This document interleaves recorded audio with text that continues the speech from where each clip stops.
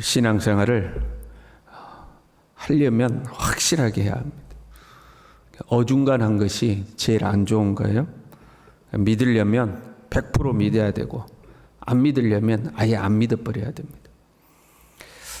믿음은 사실 순결해야 성립이 됩니다. 우리가 살면서 그런 말 할 때가 있잖아요. 너 나 얼마나 믿어? 한 50% 믿어. 이제 이렇게 하잖아요. 그러나 엄밀히 말하면 50% 믿어라고 하면 사실은 믿음이 성립이 안 됩니다. 그럼 반은 믿고 반은 못 믿는다는 거잖아요. 그걸 의심이라고 그러는 거죠. 그렇잖아요. 반은 믿고 반은 못 믿으면 그걸 의심한다고 하는 거죠. 그래서 믿지 못한 것이 들어가면 믿음이 성립하지가 않습니다. 믿음에 불신이 들어가는 순간 믿음이 아닌 거예요. 그건 의심이죠. 불신이 되는 거죠. 뜨겁든지 차갑든지 둘 중 하나를 선택해야 됩니다. 믿으려면 확실하게 믿어야 되고, 안 믿으려면 사실은 안 믿어야 됩니다.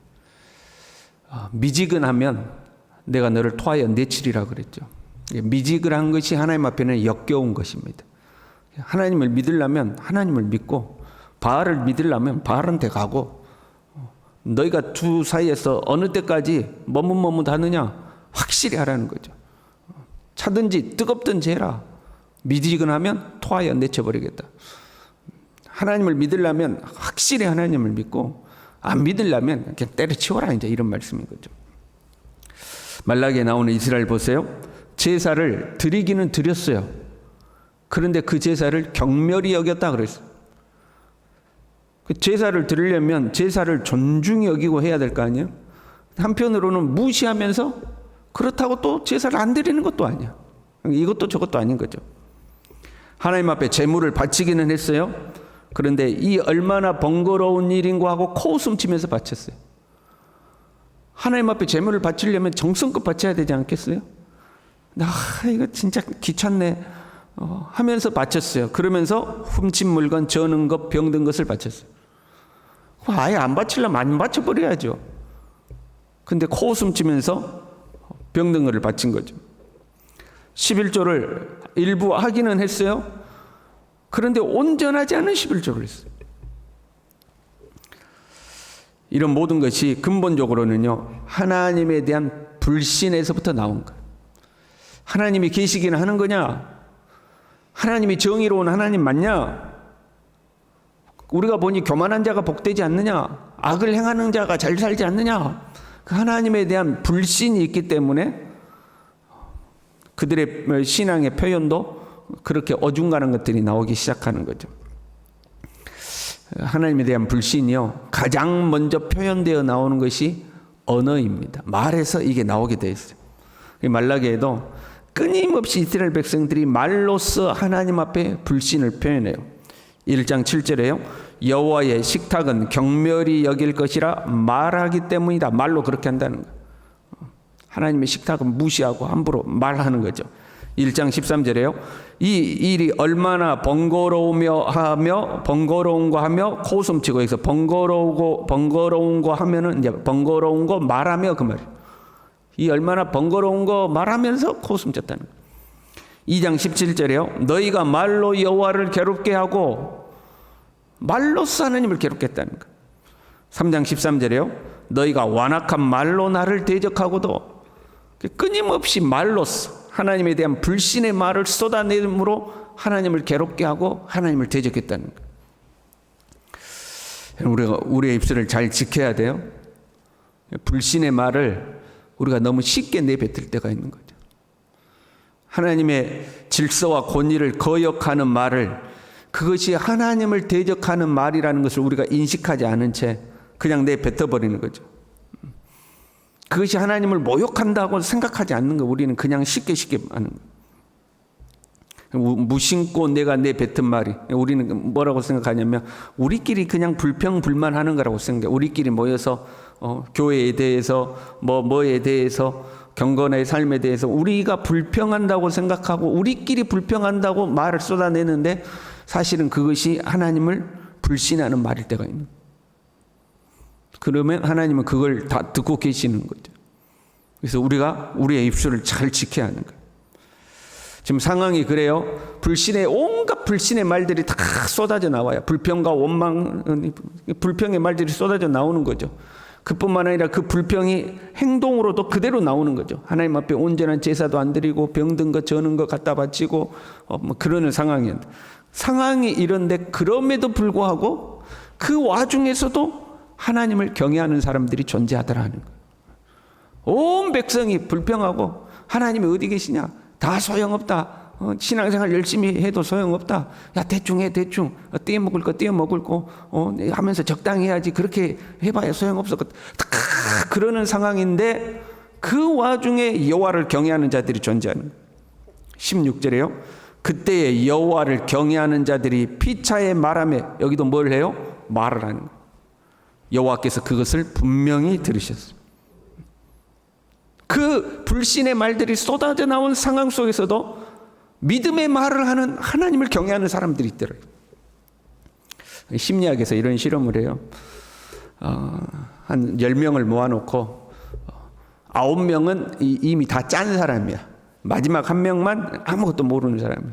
문제를 내는 거죠. 1 더하기 2 더하기 3 더하기 4는 무엇인가 하고 이제 문제를 내는 거예요. 여러분 답이 뭐죠? 1 더하기 2 더하기 3 더하기 4는, 새벽에 너무 어려운 문제를 냈습니까? 10 맞죠? 10. 그럼 이제 앞에서부터 대답을 하는 거예요. 첫 번째 사람이 9입니다 라고 이야기하는 거예요. 틀린 답이잖아요.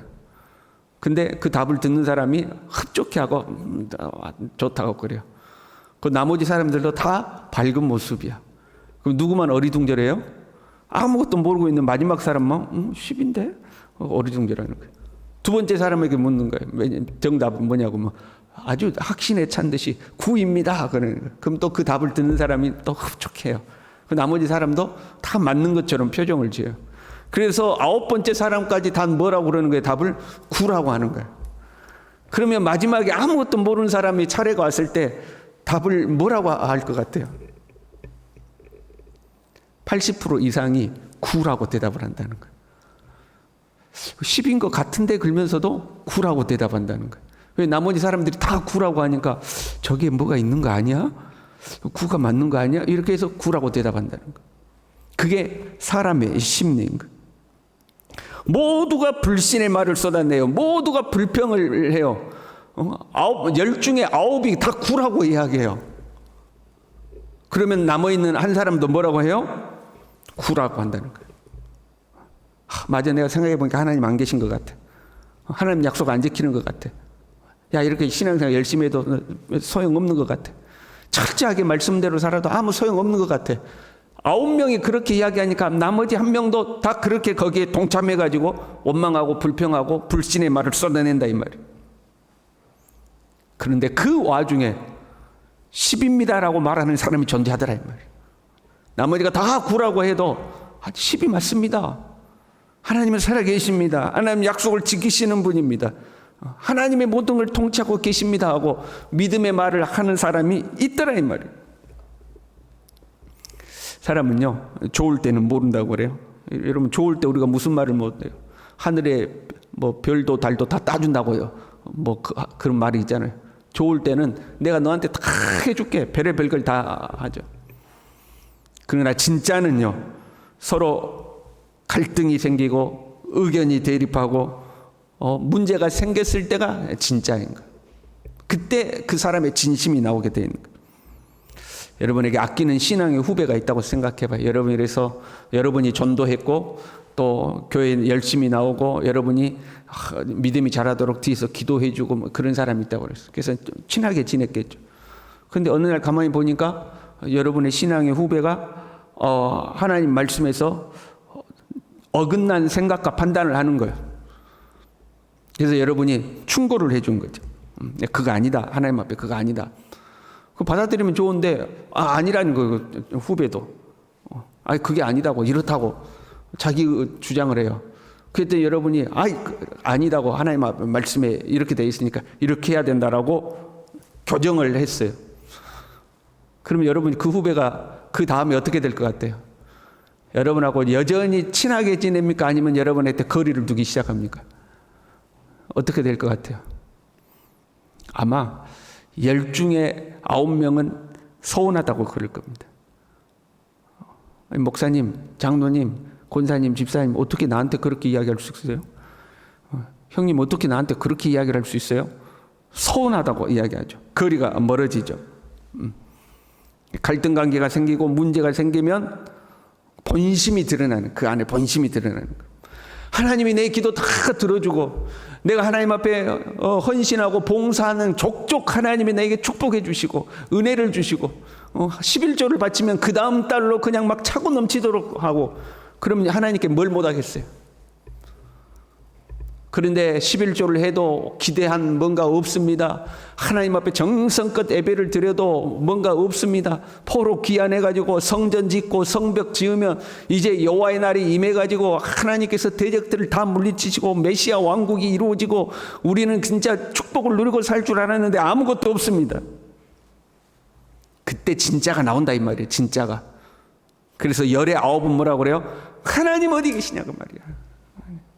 이 얼마나 번거로운 일이냐 말이야. 다 소용없다고 귀찮다고 신앙생활 해봐야 아무 소용없다고 열의 아홉이 그렇게 이야기를 하는 거죠. 그런데 그 와중에 여호와를 경외하는 사람들이 있다. 진짜죠. 이 사람들이 진짜죠.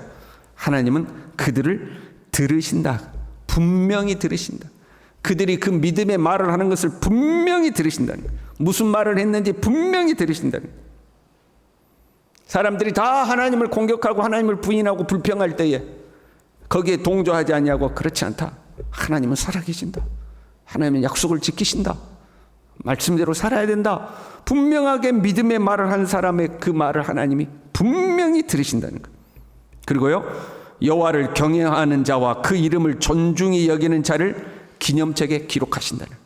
이름 적으신다는 거예요. 이름 아무개 네가 그 와중에도 나를 경외하는 말을 했지.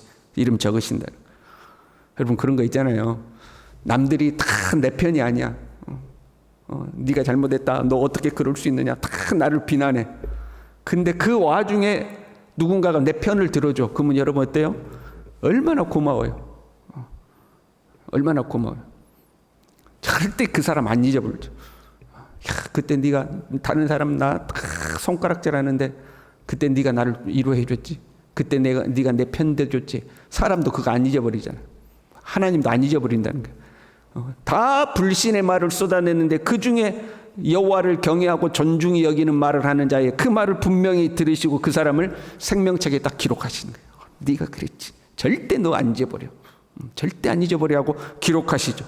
기록하실 뿐만 아니라 어떻게 돼요? 그들을 하나님의 특별한 소유로 삼으시고 아들을 아낌같이 아껴주신다는 거예요. 여러분 그렇지 않겠습니까?